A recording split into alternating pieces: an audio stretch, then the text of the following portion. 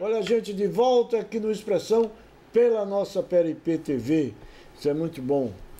Quanta honra, João Augusto Gama, aqui, Memórias de um Político. Vamos saber um pouco dessa história, vamos saber um pouco dessa sua trajetória. Como a produção está dizendo que a gente não tem muito tempo, porque fazer entrevistas hoje foram longas. Neu Fontes, que o seu querido amigo acabou de sair daqui. Depois o David Badalano com a história do Aqui Tem Castanha. E eu tive que esperar o senhor, que o senhor estava dando um podcast por aí, né, falando um pouco dessa trajetória. Então, eu vivi muito de perto a época da ditadura militar, que foi uma época muito cruel, muito cruel. E um dos maiores focos de resistência era justamente nas universidades, principalmente na Faculdade de Direito, onde nascem, naquele momento, através dos diretórios centrais da faculdade, grandes nomes que mais tarde vieram a ser grandes líderes políticos, e entre estes está o nosso João Augusto Gama. Foi assim que tudo começou? Veja, em 1964, nós temos a instalação da ditadura militar no Brasil. Cassações, perseguições. Eu conto sempre uma história que acho que eu conto sempre um fato que para situar o que foi a ditadura militar no Brasil. A proclamação da República foi um golpe militar sem maiores repercussões. A família imperial vai para a Europa no navio chamado Alagoas e pronto, alguns exilados. Em 1930, com o fim da República Velha, que Vargas assume o poder, é também uma transição sem violência. O único estado que teve violência foi a Paraíba, com a morte de João Pessoa antes, e que as pessoas vão se vingar, as famílias vão se vingar dos adversários de João Pessoa. Paraíba foi um estado violento. Mas 64 não. A Revolução, o golpe militar, a ditadura instalada em 64 foi uma ditadura violenta em todos os aspectos. Ela começa, como dizia Hélio Gaspari, camuflada, envergonhada, e depois com a história, vai... Desculpe interromper, com a história de que Castelo Branco era bonzinho, Exato, e enganou inclusive os partidos políticos, inclusive o próprio presidente, que era senador, Juscelino Kubitschek, que era uma águia política. Ele não entendeu que o golpe militar veio para ficar, como de fato ficou, e durou 21 anos. Eles achavam que o presidente, entre aspas, Castelo Branco, assumiria, cumpriria o mandato que era... Abriria eleições. E abriria eleições, e ele, em 1965, voltaria presidente nos braços do povo. A oposição a ele, que era Carlos Lacerda, da UDN, também acreditava que se elegeria, até porque ele vinha de uma administração brilhante no estado da Guanabara, né? Então, nada disso aconteceu. O mandato de Castelo Branco foi prorrogado, a ditadura... Juscelino foi acidentado. Juscelino, mas isso já em 76. Certo. Nesse momento ele é cassado, vai para o exílio, é humilhado, teve aqueles processos todos de prisão, até o fim da sua morte misteriosa, né, de um acidente de automóvel, que coincide com a morte do ex-presidente João Goulart, Jango, que coincide com a morte de Carlos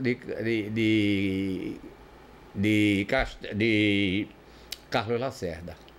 Então essas mortes... É como se fosse uma limpeza... Exatamente. Dizem que isso era fruto do entendimento na América Latina da famosa Operação Condor, né, que foi montada no Chile para evitar... eleições de esquerda no continente sul-americano. Que tinha a influência da CIA nessa história, do Serviço de Inteligência americano e tudo mais, né? Depois então, vem a Aliança para o Progresso, lembra disso? A Aliança para o Progresso com Kennedy. A Aliança para o Progresso é um projeto mal feito de mandar comidas para o Nordeste, leite ninho, chicletes bola e Coca-Cola, como dizia a música popular, né? Mas temos aí o aprofundamento da ditadura. Neste momento, as nossas lideranças são presas e a oposição fica concentrada no movimento estudantil. Exatamente, aí é através dos DCS. Exatamente. Em 68, em 67, o nosso grupamento aqui em Sergipe entra na Faculdade de Direito. Eu, o Elton Paixão, o Elton Mangueira, Mário Jorge, tá tudo aí nesse livro, você vai ver. Eu estou procurando aqui, tem uma foto, eu acho, de vocês aqui. Eu estou procurando aqui, mas vai. E em 68 é criada a Universidade Federal de Sergipe. Com a criação da Universidade Federal, com a criação da Universidade Federal de Sergipe, em agosto é feita a eleição para a presidência do DCE, do Diretório Central dos Estudantes. Eu me candidato com o apoio da esquerda, com o apoio do PC, do Partido Comunista, e enfrento a candidatura de João Bosco Hollenberg Curtis, ligado à AP, Ação Popular. Nós ganhamos a eleição, isso em agosto de 68.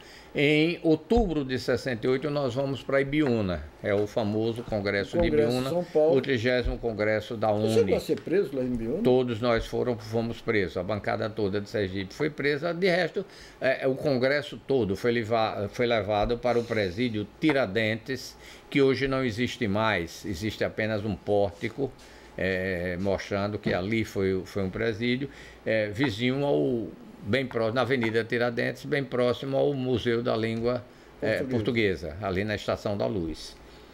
Do Nordeste, em Pernambuco, em João Pessoa, no Teatro Santa Rosa, e o professor João Costa, que era o diretor, foi chamado no Exército, lá no quartel militar, passou o dia para se explicar, mas de tarde ele foi liberado e nós voltamos para Sergipe. E depois vocês, através de Pascoal Carlos Magno, vocês acabaram indo para o Festival Nacional de Teatro. Isso, porque Pascoal Carlos Magno, que foi o grande incentivador da cultura no Brasil, né?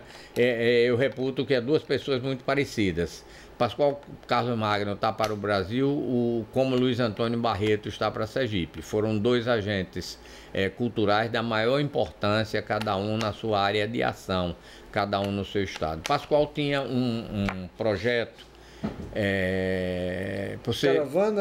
Caravana da Cultura. Caravana da Cultura, ele saía pelo país inteiro mambembando. Em Aracaju, você lembra disso? Na Praça Fausto Cardoso. Na Praça Fausto Cardoso, ele encheu a Praça Fausto Cardoso. Eram 266 artistas plásticos, poetas, teatro, debate, música, oficina de tudo.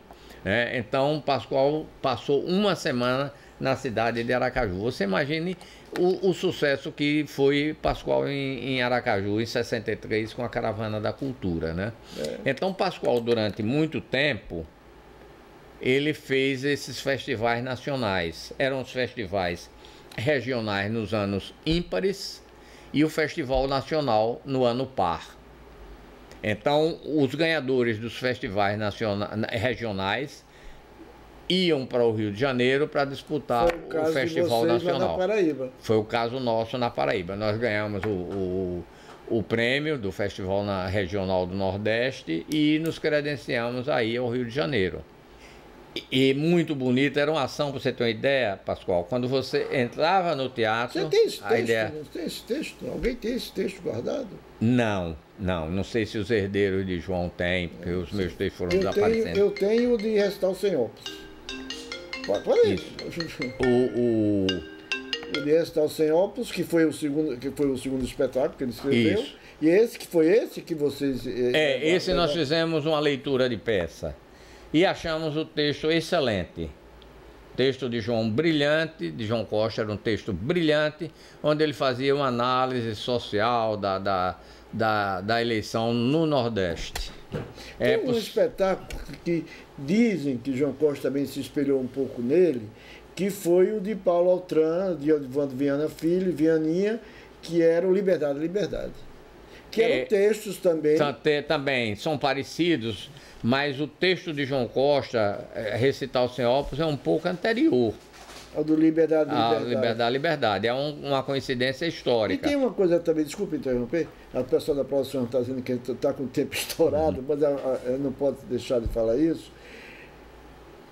Os textos, tanto Liberdade, principalmente nós estamos falando agora do Recital Sem Ópus, eram textos históricos. Isso. Eram frases libertárias, mas históricos, de Exato. grandes nomes do mundo. Exato. E no momento que o Recital Sem Ópus também foi censurado, né? Uhum. Você estava censurando a história. Exatamente. Né?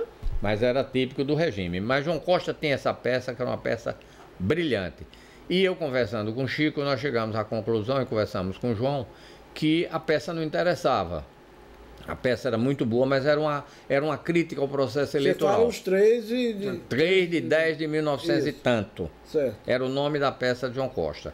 Se passava numa sessão eleitoral. Aí vocês então optaram por... Aí nós conversamos com o João. João, essa peça é brilhante, mas não interessa. Como é que a gente vai fazer uma crítica ao processo eleitoral num país que já não tem eleição? É. E João ficou convencido da inoportunidade da peça, né? E então fomos trabalhar a peça Recital Sem Ópus, que é um marco. Vamos lembrar agora o time.